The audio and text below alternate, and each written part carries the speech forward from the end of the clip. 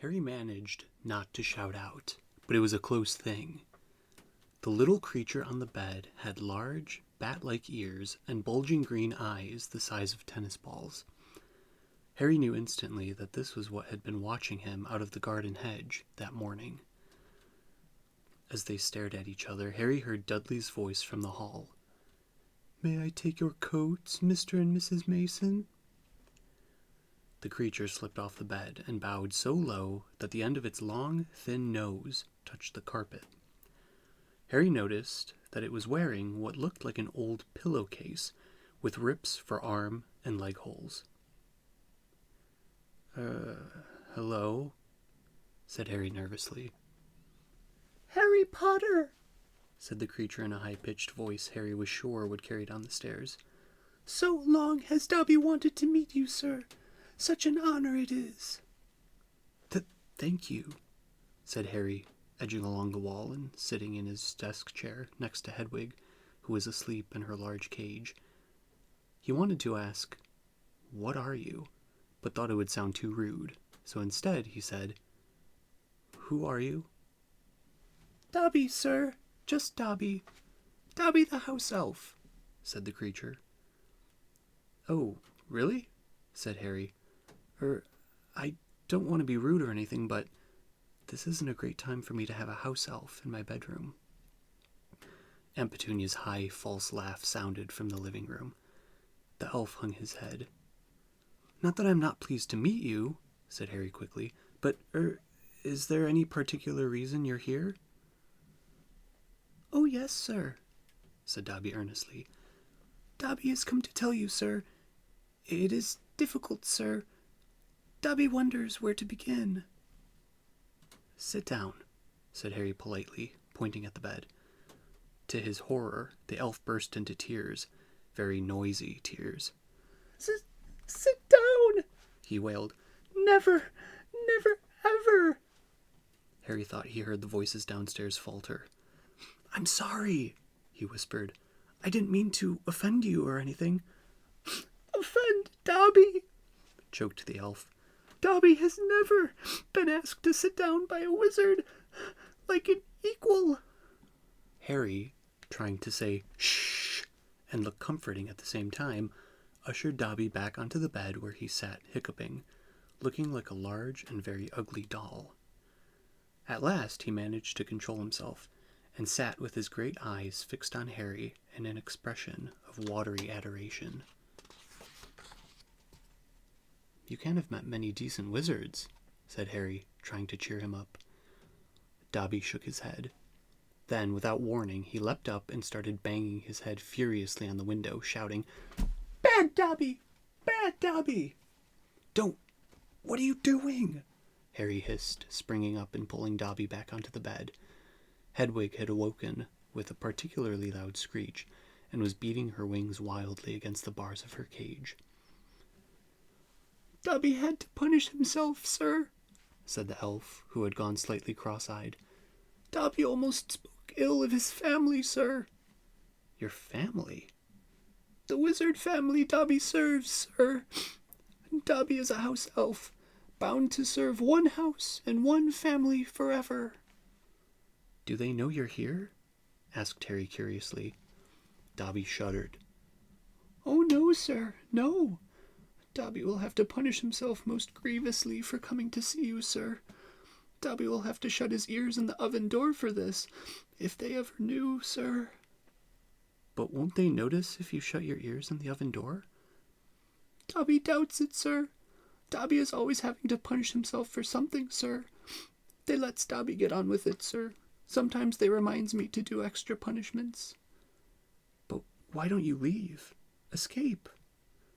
"A house elf must be set free, sir, and the family will never let Dobby free. Dobby will serve the family until he dies, sir." Harry stared. "And I thought I had it bad staying here another 4 weeks," he said. "This makes the Dursleys sound almost human. Can't anyone help you? Can't I?" Almost at once Harry wished he hadn't spoken.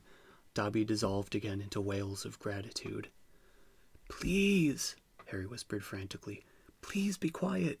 If the Dursleys hear anything, if they know you're here. Harry Potter asks if he can help Dobby.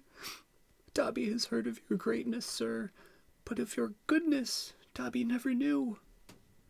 Harry, who was feeling distinctly hot in the face, said, "Whatever you've heard about my greatness is a load of rubbish. I'm not even top of my year at Hogwarts. That's Hermione. She—" But he stopped quickly, because thinking about Hermione was painful. Harry Potter is humble and modest, said Dobby reverently, his orb-like eyes aglow. Harry Potter speaks not of his triumph over he who must not be named. Voldemort? Said Harry. Dobby clapped his hands over his bat ears and moaned, "Ah, speak not the name, sir. Speak not the name." "Sorry," said Harry quickly. "I know lots of people don't like it. My friend Ron—" He stopped again. Thinking about Ron was painful too. Dobby leaned toward Harry, his eyes wide as headlights. "Dobby heard tell," he said hoarsely, "that Harry Potter met the Dark Lord again, for a second time, just weeks ago. That Harry Potter escaped yet again." Harry nodded, and Dobby's eyes suddenly shone with tears. "Ah, sir," he gasped, dabbing his face with a corner of the grubby pillowcase he was wearing. "Harry Potter is valiant and bold. He has braved so many dangers already. But Dobby has come to protect Harry Potter, to warn him, even if he does have to shut his ears in the oven door later. Harry Potter must not go back to Hogwarts." There was a silence broken only by the chink of knives and forks from downstairs and the distant rumble of Uncle Vernon's voice. "What?" Harry stammered. "But I've got to go back. Term starts on September 1st. It's all that's keeping me going. You don't know what it's like here. I don't belong here. I belong in your world, at Hogwarts." "No, no, no," squeaked Dobby, shaking his head so hard his ears flapped. "Harry Potter must stay where he is safe. He is too great, too good to lose. If Harry Potter goes back to Hogwarts, he will be in mortal danger." "Why?" said Harry in surprise. "There is a plot, Harry Potter. A plot to make most terrible things happen at Hogwarts School of Witchcraft and Wizardry this year," whispered Dobby, suddenly trembling all over. "Dobby has known it for months, sir. Harry Potter must not put himself in peril. He is too important, sir." "What terrible things?" said Harry at once. "Who's plotting them?" Dobby made a funny choking noise and then banged his head frantically against the wall. "All right!" cried Harry, grabbing the elf's arm to stop him. "You can't tell me. I understand. But why are you warning me?" A sudden unpleasant thought struck him. "Hang on. This hasn't got anything to do with with you-know-who, has it? You could just shake or nod," he added hastily as Dobby's head tilted worryingly close to the wall again. Slowly, Dobby shook his head. Not he who must not be named, sir." But Dobby's eyes were wide, and he seemed to be trying to give Harry a hint. Harry, however, was completely lost. "He hasn't got a brother, has he?" Dobby shook his head, his eyes wider than ever. "Well then, I can't think who else would have a chance of making horrible things happen at Hogwarts," said Harry. "I mean, there's Dumbledore, for one thing. You know who Dumbledore is, don't you?" Dobby bowed his head. "Albus Dumbledore is the greatest headmaster Hogwarts has ever had. Dobby knows it, sir. Dobby has heard Dumbledore's powers rival those of he who must not be named at the height of his strength. But, sir," Dobby's voice dropped to an urgent whisper, "there are powers Dumbledore doesn't. Powers no decent wizard." And before Harry could stop him, Dobby bounded off the bed, seized Harry's desk lamp, and started beating himself around the head with ear-splitting yelps. A sudden silence fell downstairs. 2 seconds later, Harry, heart-thudding madly, heard Uncle Vernon coming into the hall, calling, "Dudley must have left his television on again, the little tyke." "Quick, in the closet!" hissed Harry, stuffing Dobby in, shutting the door, and flinging himself onto the bed just as the door handle turned. "What the devil are you doing?" said Uncle Vernon through gritted teeth, his face horribly close to Harry's. "You've just ruined the punchline of my Japanese golfer joke. One more sound, and you'll wish you'd never been born, boy." He stomped, flat-footed, from the room. Shaking, Harry let Dobby out of the closet. "See what it's like here?" he said. "See why I've got to go back to Hogwarts? It's the only place I've got, well, I think I've got friends." "Friends who don't even write to Harry Potter?" said Dobby slyly. "I expect they've just been—" "Wait a minute," said Harry, frowning. "How do you know my friends haven't been writing to me?" Dobby shuffled his feet. "Harry Potter mustn't be angry with Dobby. Dobby did it for the best." "Have you been stopping my letters?" "Dobby has them here, sir," said the elf. Stepping nimbly out of Harry's reach, he pulled a thick wad of envelopes from the inside of the pillowcase he was wearing. Harry could make out Hermione's neat writing, Ron's untidy scrawl, and even a scribble that looked as though it was from the Hogwarts gamekeeper, Hagrid. Dobby blinked anxiously up at Harry. "Harry Potter mustn't be angry. Dobby hoped. If Harry Potter thought his friends had forgotten him, Harry Potter might not want to go back to school, sir." Harry wasn't listening. He made a grab for the letters, but Dobby jumped out of reach. "Harry Potter will have them, sir, if he gives Dobby his word that he will not return to Hogwarts. Ah, sir, this is a danger you must not face. Say you won't go back, sir." "No," said Harry angrily. "Give me my friend's letters." "Then Harry Potter leaves Dobby no choice," said the elf sadly. Before Harry could move, Dobby had darted to the bedroom door, pulled it open, and sprinted down the stairs. Mouth dry, stomach lurching, Harry sprang after him, trying not to make a sound. He jumped the last 6 steps, landing cat-like on the hall carpet, looking around for Dobby. From the dining room he heard Uncle Vernon saying, "Tell Petunia that very funny story about those American plumbers, Mr. Mason. She's been dying to hear." Harry ran up the hall into the kitchen and felt his stomach disappear. Aunt Petunia's masterpiece of a pudding, the mountain of cream and sugared violets, was floating up near the ceiling. On top of a cupboard in the corner crouched Dobby. "No," croaked Harry. "Please, they'll kill me." "Harry Potter must say he's not going back to school." "Dobby, please." "Say it, sir." "I can't." Dobby gave him a tragic look. "Then Dobby must do it, sir, for Harry Potter's own good." The pudding fell to the floor with a heart-stopping crash. Cream splattered the windows and walls as the dish shattered. With a crack like a whip, Dobby vanished. There were screams from the dining room, and Uncle Vernon burst into the kitchen to find Harry, rigid with shock, covered from head to foot in Aunt Petunia's pudding. At first, it looked as though Uncle Vernon would manage to gloss the whole thing over. "Just our nephew, very disturbed. Meeting strangers upsets him, so he kept him upstairs." He shooed the shocked Masons back into the dining room, promised Harry he would flay him to within an inch of his life when the Masons had left, and handed him a mop. Aunt Petunia dug some ice cream out of the freezer, and Harry, still shaking, started scrubbing the kitchen clean. Uncle Vernon might still have been able to make his deal if it hadn't been for the owl. Aunt Petunia was just passing around a box of after-dinner mints when a huge barn owl swooped through the dining room window, dropped a letter on Mrs. Mason's head, and swooped out again. Mrs. Mason screamed like a banshee and ran from the house shouting about lunatics.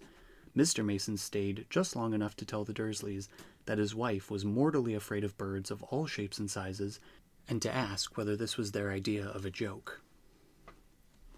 Harry stood in the kitchen, clutching the mop for support, as Uncle Vernon advanced on him, a demonic glint in his tiny eyes. "Read it," he hissed evilly, brandishing the letter the owl had delivered. "Go on. Read it." Harry took it. It did not contain birthday greetings. Dear Mr. Potter, we have received intelligence that a hover charm was used at your place of residence this evening at 12 minutes past 9. As you know, underage wizards are not permitted to perform spells outside school, and further spell work on your part may lead to expulsion from said school. Decree for the Reasonable Restriction of Underage Sorcery, 1875, paragraph C. We would also ask you to remember that any magical activity that risks notice by members of the non-magical community, Muggles, is a serious offense under Section 13 of the International Confederation of Warlocks Statute of Secrecy. Enjoy your holidays. Yours sincerely, Mafalda Hopkirk, Improper Use of Magic Office, Ministry of Magic. Harry looked up from the letter and gulped. You didn't tell us you weren't allowed to use magic outside school, said Uncle Vernon, a mad gleam dancing in his eyes. Forgot to mention it. Slipped your mind, I dare say. He was bearing down on Harry like a great bulldog, all his teeth bared. Well, I've got news for you, boy. I'm locking you up. You're never going back to that school. Never. And if you try and magic yourself out, they'll expel you. And laughing like a maniac, he dragged Harry back upstairs. Uncle Vernon was as bad as his word. The following morning, he paid a man to fit bars on Harry's window. He himself fitted a cat flap in the bedroom door so that small amounts of food could be pushed inside 3 times a day. They let Harry out to use the bathroom morning and evening. Otherwise, he was locked in his room around the clock.